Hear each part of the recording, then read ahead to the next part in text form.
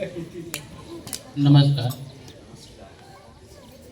76મા પ્રજાસત્તાક દિન નિમિત્તે ઉપસ્થિત એસએમસી અધ્યક્ષ, એસએમસીના સભ્યો, ગ્રામ પંચાયતના સભ્યો, ગામના આગેવાનો, ગ્રામજનો, સ્ટાફ મેમ્બર અને વિદ્યાર્થી ભાઈઓ, આજે આપણે 75 વર્ષ પૂરા કરી અને 76મા વર્ષમાં આપણે પ્રવેશ કર્યો છે. તો એની ઉજવણી આપણે આજે આ શાળાની અંદર સાંસ્કૃતિક કાર્યક્રમ દ્વારા કરી રહ્યા છીએ.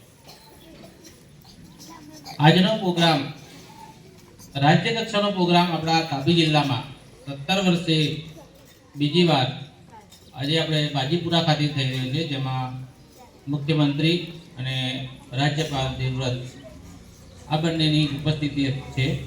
ગઈકાલે એમનો સાંસ્કૃતિક કાર્યક્રમ હતો અને આજે ધ્વજવંદન કાર્યક્રમ બાજીપુરા ખાતે રાખ્યો છે.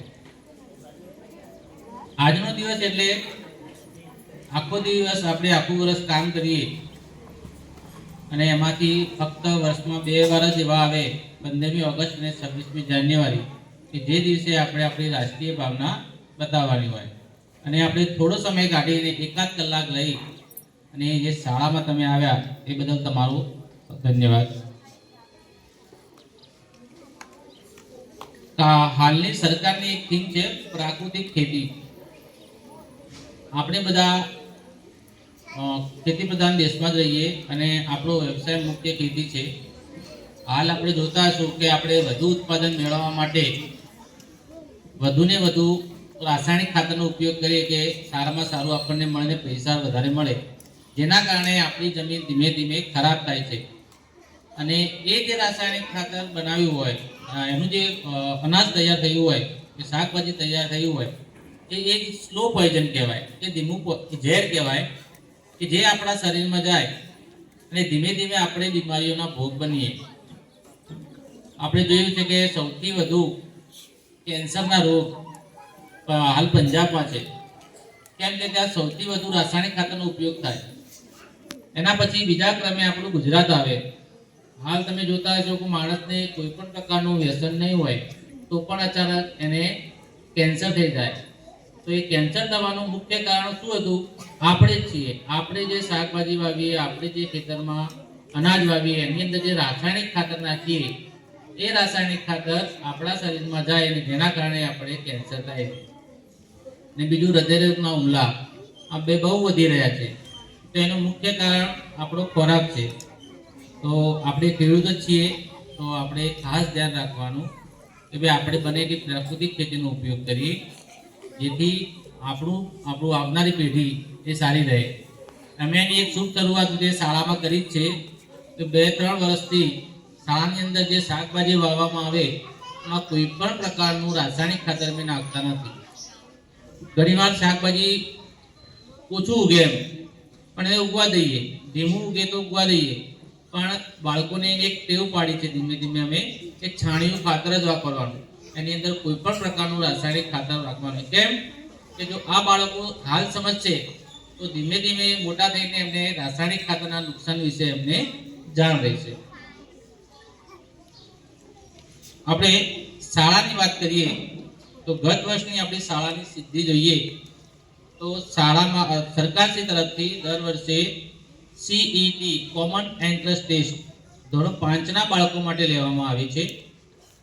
જેમાં ગઈ વર્ષે આપણી શાળામાં 19 બાળકો હતા, એમાંથી 14 જેટલા બાળકોએ પરીક્ષા આપેલી. બધાના ફોર્મ ભરેલા, પણ અમુક વાલીની અજ્ઞાનતા, આળસ એના કારણે બાળકોને મોકલેલા નહીં કે ગયા નહીં, જેના કારણે 14 જેટલા બાળકોએ પરીક્ષા આપી અને એમાંથી આપણી શાળાના 11 બાળકો મેરિટમાં આવેલા છે. તો આપણે તાળીઓથી વધાવી લઈએ. સૌથી વધુ તાલુકામાં બીજા વર્ષે પણ આપણી શાળાના જ બાળકો છે કે જો એમને 6 થી 12 સુધી શાળાની બહાર પ્રાઇવેટ સ્કૂલમાં જો ભણવા જવું હોય તો સરકારશ્રી તરફથી રહેવું, ખાવું, કપડાથી લઈને બધો જ ખર્ચ સરકાર આપે. એવા 11 બાળકો મેરિટમાં આવેલા અને વાલીઓને અમે બોલાવેલા અને કહેલું કે જો તમારી ઈચ્છા હોય તો તમે તમારા બાળકોને બીજી સ્કૂલમાં ભણવા મોકલી શકો, પ્રાઇવેટની અંદર. તો વાલીઓનો પણ એક ધન્યવાદ મારે માનવો કે એમાંથી એક પણ વાલીએ પોતાના બાળકને આ શાળામાંથી બીજી શાળામાં મોકલવા માટે હા પાડી નથી. એટલે કે દરેકે દરેક બાળક એમને આ જ શાળામાં ભણાવવા માટેની હા કહી. એનો મતલબ કે એ વાલીઓને શાળા ઉપર વિશ્વાસ છે, શિક્ષકો ઉપર વિશ્વાસ છે. તો એ બાળકોને સરકારે ઓપ્શન આપેલો કે જો એ બાળકો બહાર ભણવા ન જાય તો દર વર્ષે એમના ખાતામાં 5,000 રૂપિયા સરકાર એમને આપશે.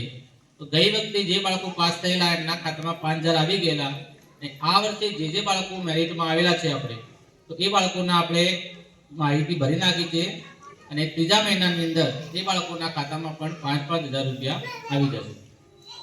બીજી એક પરીક્ષા લેવાય છે જ્ઞાન સાધના, ધોરણ 8 પાસ કરીને જે બાળકો જાય એમના માટે હોય છે. સરકારશ્રી તરફથી એમાં પણ એક સુવિધા આપવામાં આવે છે કે ધોરણ 8 પછી બાળકને પ્રાથમિક શાળામાં ભણવું નથી અને કોઈ પ્રાઇવેટ સ્કૂલમાં ભણવા જવું છે અથવા ગવર્મેન્ટ સ્કૂલમાં કોઈ પણ ભણવા જાય, આમાં એક ઓપ્શન છે એ બાળક ફક્ત આશ્રમ શાળામાં ભણવા ન જવું જોઈએ.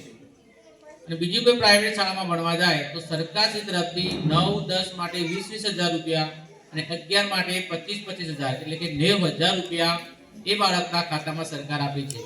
અને એવા 2 બાળકો ગઈ વખતે આપણે પાસ થયેલા, એમની માહિતી પણ ભરેલી, અને એ 2 બાળકોમાંથી એક બાળક હોસ્ટેલમાં રહે એટલે એને શિષ્યવૃત્તિ નહીં મળે, પણ એક બીજું બાળક જે એ પોતે અપડાઉન કરે તો એને 90,000 રૂપિયા 4 વર્ષના એના ખાતામાં સરકારશ્રી તરફથી જમા કરવામાં આવશે.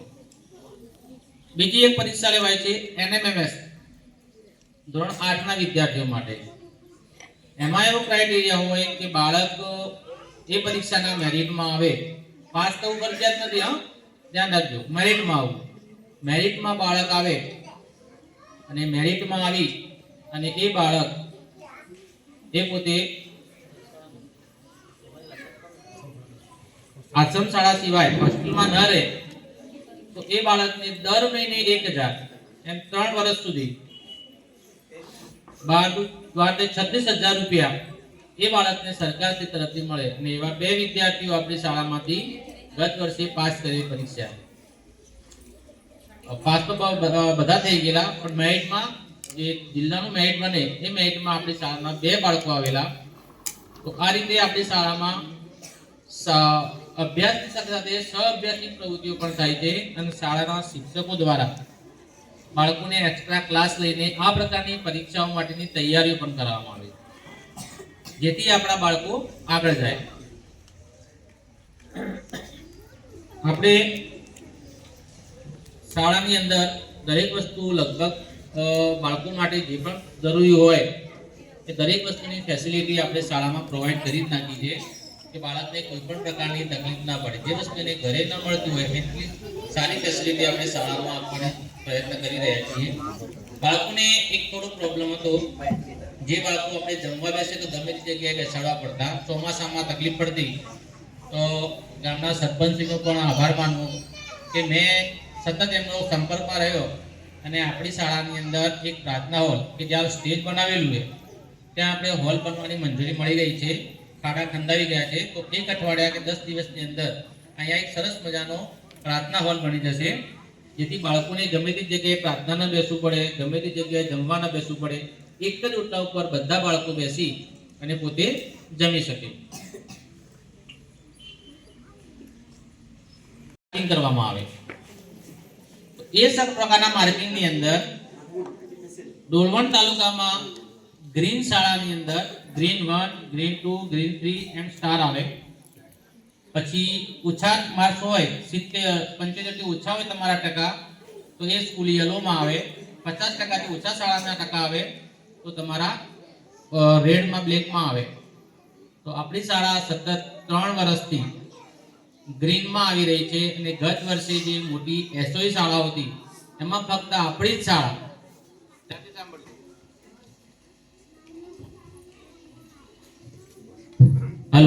ફક્ત આપણા તાલુકામાં ફક્ત મોટી શાળાઓમાં આપણી જ શાળા જે ગ્રીનમાં આવેલી, તો તાળીઓથી આપણે વધાવી લઈએ.